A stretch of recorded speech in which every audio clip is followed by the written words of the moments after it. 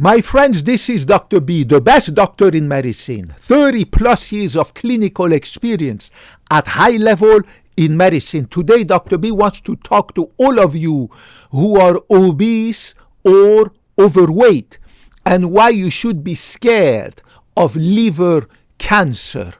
To all of you who are obese or overweight, you should be scared of liver cancer, and I'm going to explain to you right now why and what you should do about it. Remember that right now that I'm talking to you, August 2025, more than half of the US population, more than 50% of the US population are people who are overweight. Men, women, even children, adolescents, young kids, right? Overweight. More than 50% of the US population as of August 2025 is overweight, right? In addition to that, 30% of the American people, men, women, children, adolescents, blah, blah, blah, are obese. And the number of obese people and overweight people keeps rising and rising and rising. Epidemiologists assess that in 10 years, 40% of the US population will be obese. Right now, 30% of the American people are obese, 50% are overweight. Remember quickly that if your body mass index, BMI, right, reaches 25, you are overweight. If your BMI, body mass index, reaches 30, you are obese. Dr. B, my BMI, body mass index, BMI, is close to 20. Do not fall below 20 because that means you're too skinny, right? You don't want to fall below 20. You want to be muscle, skin, and bone, no fat, right? So if your BMI is at 25 and above, you are overweight. Normal is between 20 to 24.9, right? And if you reach 30, you are obese. Now, what is crazy about this liver cancer is that up to recently, a few years ago, right, 10 years ago, we knew that the number one reason for people developing liver cancer is viral chronic hepatitis, inflammation of the liver caused by an infection by the virus of hepatic B virus, the virus that causes hepatitis. I'm sorry, it's getting too late. I'm sometimes losing my train of thought. But anyways, up to a few years ago, we thought that the only two major causes of liver cancer were number one, viral hepatitis, means infection of the liver by this virus that causes hepatitis, and that the number two was chronic alcohol consumption, right? The chronic alcoholic person who develops inflammation of the liver because the alcohol kills the liver, destroys it, causes fibrosis, cirrhosis, and then leads to cancer. But now we know that there is a third major cause, which is fatty liver disease that is non-alcoholic, right? Means people who are eating too much food. So, number one cause of liver disease that causes liver cancer, viral hepatitis B, right? Number two, chronic alcohol consumption, right? Now, number three, obesity and being overweight, means having too much fat. The fat deposits in your belly, under your skin, but also in your liver, right? So too much food. We call that non-alcoholic fatty liver disease. I put a little note here so that you remember non-alcoholic fatty liver disease, NAFLD. And do you remember all these? Now you don't see that too much because it's considered animal cruelty. The French, they love to eat the foie gras. Le foie gras, the fatty liver of the geese. So they take the geese and they plunge this little plunger after putting a lot of food in the mouth of that poor little geese. They put the plunger to lower the food down the throat of that poor geese. And the geese, after a while, the goose becomes fat, develops this fatty liver. So they kill the goose and they eat, of course, the goose, the meat, and blah, blah, blah, which is full of fat. In addition to that, they sell that very expensive foie gras, which is a liver full of fat. A normal liver is brown, it's darkish, right? A liver that is full of fat is whitish, like fat, because it's full of this nasty fat. And the French and all these rich people and blah, blah, blah, it's expensive and it's nasty. They love to eat that for Christmas and holiday season, blah, blah, blah, right? It's a fatty liver disease that is non-alcoholic. It is caused by overindulgence on food, right? So if you are overweight or obese, there's a high chance that not only, obviously, in addition to the fat that you have under your skin, your belly, your hip, your butt, your chin, there is a high probability that you have a fatty liver, what we call non-alcoholic fatty liver disease. And that's a disease that's very bad because that causes inflammation of your liver, right?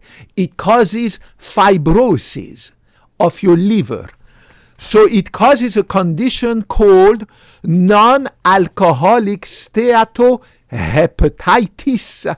Hepatitis means inflammation of the liver, and that leads to liver cancer eventually. So non-alcoholic fatty liver disease caused by eating too much food, right? Too much food, too many calories. It becomes fat.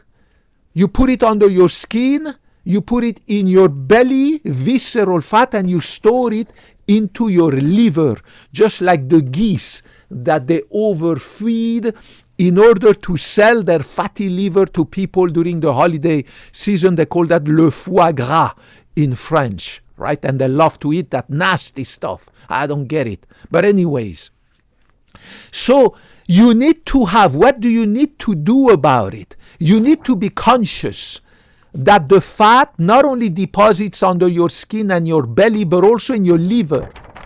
So you might have non-alcoholic fatty liver disease, which will lead to non-alcoholic steato liver hepatitis inflammation. Steato means fat.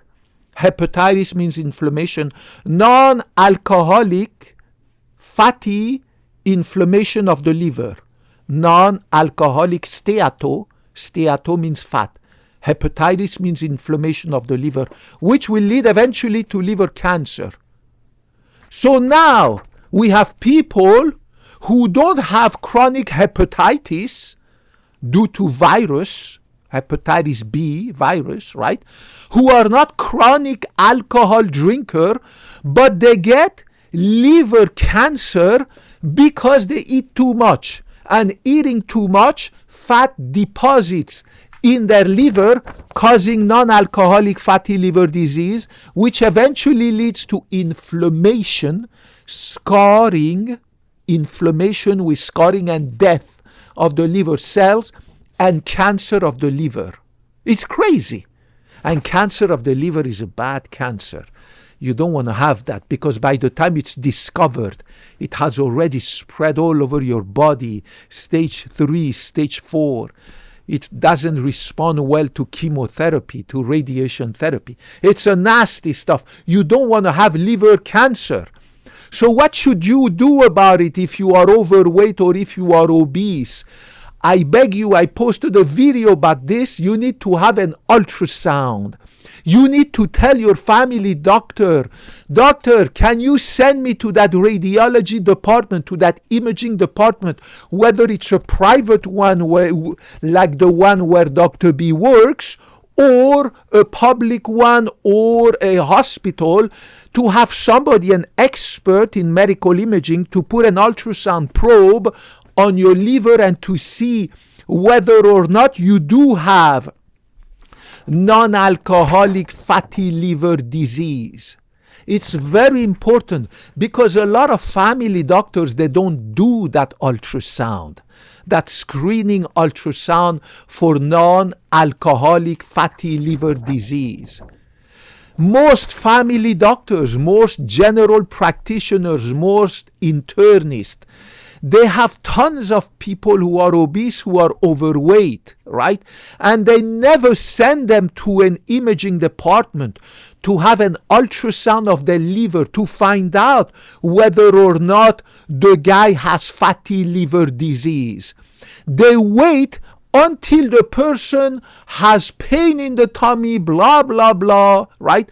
Then they send the person to have an ultrasound of the abdomen. But by that time, the liver cancer has already spread. So you want to detect the phase that comes before the liver cancer, which we call non-alcoholic fatty liver disease, non-alcoholic hepatitis, before it leads to liver cancer. So you have to have an ultrasound of your liver to see whether or not you have fatty liver disease or not. And it's easy to do. It takes 10-15 minutes to do. Most insurance companies will reimburse that. Ask your doctor. If not, then be self-pay and you will get a discount if you are self-pay patient. But you need to have that if you are obese or if you are overweight. Do not wait until you start having pain in your tummy to have an ultrasound of your abdomen. Ask your family doctor. Remember, your family doctor is busy making money. He doesn't have the time to spend too much time with you. The average time a family doctor spends with his or her patients is 5 minutes in the exam room. Official statistics of the American Medical Association, and 45 minutes is the average time a patient waits in the waiting room of the doctor waiting to be taken in the exam room. Official statistics of the American Medical Association. So statistically, patients wait 45 minutes in the waiting room and only 5 minutes with the doctor because the doctor is busy making money. The healthcare system in America is going down the drain and it's going to get worse. Your doctor doesn't have the time to do personalized, custom-made medicine that is tailored to your need. Your doctor is busy seeing 30, 40, 35, 25 patients in a single day, quickly, one after the other, in and out, in and out, in and out, from one room to the other, because he needs to make a lot of money to pay his Lamborghini, Ferrari, his mansion in Florida, his other mansion in freaking Mexico. He needs to pay for his vacation in Greece or the Caribbean islands. He needs to save for his retirement. He needs to pay his nurses, the staff, the utility of his office and his mortgage and blah, blah, blah, right? So he wants to see a ton of patients and he won't have the time to take good care of you. That is why you need to start grabbing the bull by the horn, become your own healthcare advocate, watch my videos, and start understanding what you need to do for yourself. right? Start to advocate for your own health care. Do not entrust your entire mental health and physical health to your doctor like they used to do 2 generations ago, right? Those days are gone, when the doctor used to be the king, the queen, and God, and nobody there to say anything or blah. No, you need to ask your doctor, listen, doctor, I am obese, I am overweight, I want you to send me to that department so that I can have an ultrasound of my liver to see if I have any fatty liver disease, because Dr. B said that if I have non-alcoholic fatty liver disease, it can progress to non-alcoholic steatohepatitis, which means now that my liver not only has fat, like my belly, my hip, my ass, my chin, but in addition, the fat is starting to cause inflammation of my liver, and that can lead to liver cancer. Doctor, I don't want to have that. Please tell me that you can send me to that radiology imaging department and have that ultrasound out, have it approved by your insurance, or be self-pay, because believe me, you're going to save a lot of money in the long term, even if your insurance company doesn't pay for that. If you are self-pay, you will save a lot of money by staying away from non-alcoholic steatohepatitis and liver cancer. Right? I see people going to a restaurant, stuffing their face with nasty processed food, and the bill is at $300, but then they complain, oh, how come I have to do an ultrasound of my liver and it costs $250? Well, you just went last weekend to a restaurant with your wife and kids and you spent $300 stuffing your face with food, but now you don't want to spend for your own health because your insurance doesn't approve it.